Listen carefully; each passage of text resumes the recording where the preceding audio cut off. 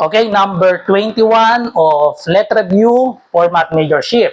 So find the equation of variation if W varies inversely as the square of Z and W equals 6 when Z equals 2. So ito yung mga choices natin. Pause nyo muna at try nyong sagutan. Okay, so bago tayo mag-start, gusto ko kayong invite na kung interested kayo sa life insurance ng Sun Life, pwede nyo po akong i-PM. Ako po ay licensed financial advisor. Okay, so sagutan na natin itong number 21 natin. So, tungkol sa variation, yan, variation problem. So, ang sabi, find the equation. If W varies inversely, so gawa na agad natin ang equation ito, W varies inversely. Pag sinabing inversely, ang equation agad natin dyan, W is equal to K over yan kasi inversely. Kapag directly, nasa taas. So, varies inversely as the square of Z. So, yung denominator natin ay Z squared. Okay? Then may given tayo, W equals 6 when Z equals 2. So, kailangan lang natin isolve itong value ng K. Okay?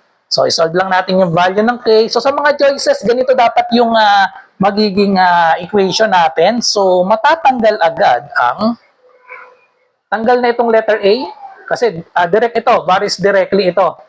Itong A tsaka C varies directly. Directly as Z. Ito naman directly as Z square. So, dalawa pa yung natirang kamukha nito. So, kailangan natin isolve yung K. Either 4 yan or 24. Okay, so isolve lang natin, isubstitute natin yung value. W equals 6, so palitan natin ng 6 itong W.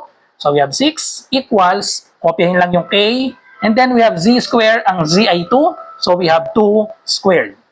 Okay, solve for K.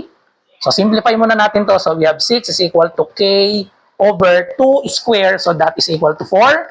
Solve for K, tanggalin natin si 4, so multiply both sides by 4. Okay, so cancel out na itong 4. Therefore, the value of K is equal to 4 times 6, 24. So ngayon, palitan lang natin itong K ng 24. Ang equation of variation natin is W equals 24 over Z squared, which is letter D. Okay, so that's all. So kita-kita tayo sa susunod na reviewer. Bye-bye.